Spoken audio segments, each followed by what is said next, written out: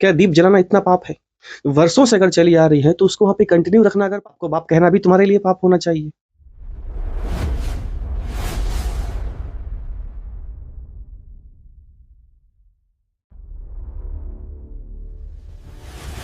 हुंकारा news नहीं, जब ललकार। सुप्रीम कोर्ट के जज बी आर गवई ने जब कहा था कि जाओ जाके अपने भगवान विष्णु से ही बोलो, तो उस जज के खिलाफ कितने इम्पीचमेंट गए थे? कौन इम्पीचमेंट लेके गया था? क्या संसद में बैठकर ताली बजाने वाले लोग इम्पीचमेंट करने गए थे क्या? कौन गया था? लेकिन तमिलनाडु में उस जज के खिलाफ इम्पीचमेंट आ गया। 120 ताली बजाने वाले लोग इम्पीचमेंट लाए। लेकिन वही बी आर गवई ने जब खुले भगवान पे टिप्पणी की, वही जब जस्टिस बी आर गवई ने खुले तौर पे भगवान विष्णु पर टिप्पणी की, तब संसद में बैठकर ताली बजाने वाले कितने लोग इम्पीचमेंट लेकर गए थे? कितने लोगों ने लोकसभा स्पीकर को वो ज्ञापन दिया कि उन्होंने ठीक नहीं किया? तो ये मानसिकता दर्शाती है कि इस वक्त जो राजनीति है वो कितनी खाई में है। इस वक्त की जो राजनीति है वो ऐसा लग रहा है कि मुगलों की गोद में बैठी हुई है,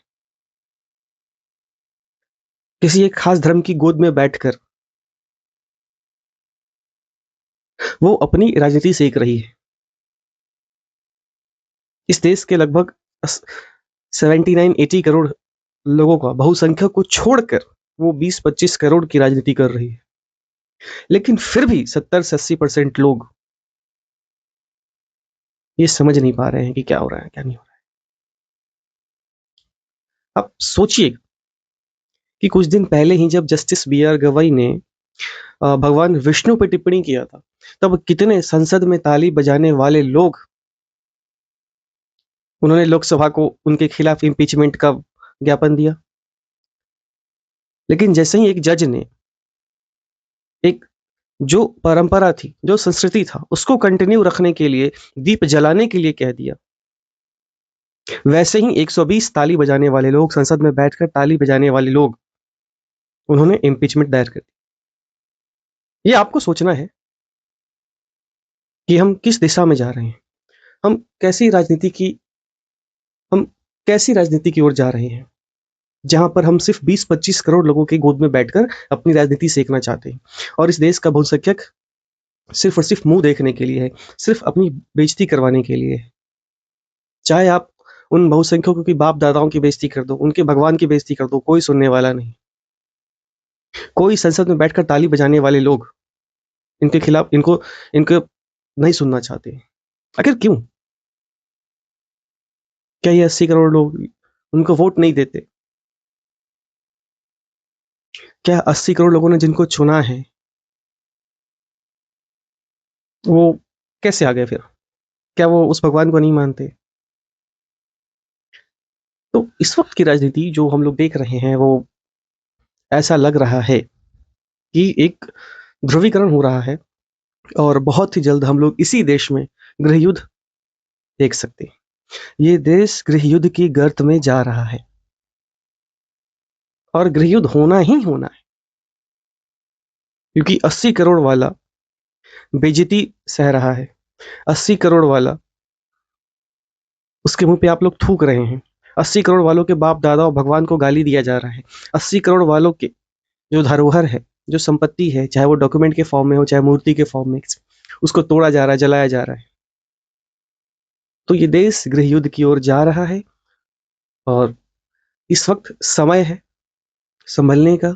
और अगर आप संभलते हैं तो ठीक है, नहीं संभलते हैं तो उसके बाद जो तूफान उठेगा वो फिर किसी ने नहीं सोचा होगा। और उसके बाद जो वर्ल्ड वॉर जो 4 होगा, वो सब जानता है, फिर लाठी डंडे से ही होगा। सोचना है अब हमें कि हम किस ओर जा रहे हैं, हमें कैसी राजनीति करनी है। और राजनीति में एथिक्स नाम का कोई चीज अब बच नहीं गया है। राजनीति, या यूं कहे कि लोकतंत्र, अब सिर्फ भीड़तंत्र बनकर रह चुका है। 120 लोग जो उन जज के खिलाफ इम्पीचमेंट लेकर आए, किस मानसिकता से लेकर आए? क्या वो लोग दीप जलाने को पाप समझते हैं क्या? क्या दीप जलाना इतना पाप है? वर्षों से अगर चली आ रही है तो उसको वहां पे कंटिन्यू रखना अगर पाप है, तो अपने बाप को बाप कहना भी तुम्हारे लिए पाप होना चाहिए। तुम भी अपने बाप को बाप मत बोलो। अगर 120 लोग, 120 संसद में बैठकर ताली बजाने वाले लोग अगर उस जज के खिलाफ इम्पीचमेंट लेकर आ सकते हैं, तो हाल ही में जस्टिस बी आर गवई, जिसने खुले सीधे भगवान पे टिप्पणी की और भगवान के नाम पे वोट लेने वाले एक भी लोग उनके खिलाफ इम्पीचमेंट लेकर नहीं गए। क्यों? क्या ये सिर्फ संसद में बैठकर ताली बजाने के लिए है, या कुछ काम करने के लिए भी है? या अगर फैसला सड़कों पे होना है तो फिर कानून की फिर जरूरत ही नहीं है, फिर उन कोर्ट की भी जरूरत नहीं है फिर तो ये अब उनको सोचना है कि फैसला कानून को भी सोचना पड़ेगा, कानून के रखवालों को भी सोचना पड़ेगा, कानून बनाने वालों को भी सोचना पड़ेगा कि लोग फैसला सड़कों पे ना करें। इसके लिए ही वो संसद बना हुआ है, इसी के लिए विधानसभा लोकसभा बना हुआ है कि फैसला सड़कों पे ना हो। सड़कों पे होगा तो आप हालत जानते हैं क्या होने वाला है। इसीलिए इस वक्त अगर सबको एक रहना है तो सभी को एक दृष्टि से देखना पड़ेगा।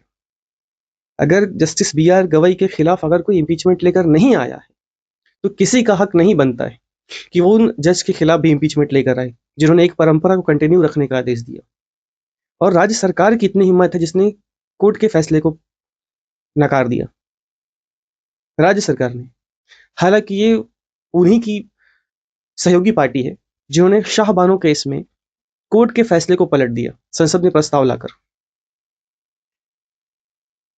फिर भी न जाने क्यों लोग उन्हीं को अभी भी सपोर्ट कर रहे हैं, जो खुद संविधान को नहीं मानते, जो खुद कोर्ट को नहीं मानता है। अगर कोर्ट को मानता, संविधान को मानता, तब तो जज या फिर संविधान के खिलाफ कोई फैसला नहीं लिया जाता। ना राजीव गांधी फैसला लेते ऐसा, ना इंदिरा गांधी लेती। तो ये लोग खुद नहीं मानते हैं, ना संविधान को मानते हैं, ना कोर्ट को मानते हैं, ना जज को मानते हैं, और 80 करोड़ वालों से आशा रखते हैं कि हाँ ये लोग मानेंगे। बाकी लोग क्या करेंगे फिर? उनका फैसला सड़कों पे होगा और हमारा फैसला कोर्ट में होगा, अदालतों में होगा, लोकसभा राज्यसभा में होगा। वो फैसला करेंगे सड़क पर और हम करेंगे लोकसभा और राज्यसभा और ये सुप्रीम कोर्ट में। ये नहीं चलने वाला। ये दोहरी राजनीति का जो चेहरा है, जितनी जल्दी हो सके इन लोगों को ये हटाना होगा। समान कानून दीजिए ना, फिर समान शिक्षा दीजिए, हर जगह एक ही शिक्षा, हर जगह एक कानून। तभी जाकर ये देश इस गर्त से निकलेगा, वरना अगर मेरी बात मानिए तो ये देश एक गृह युद्ध की तरफ जा रहा है।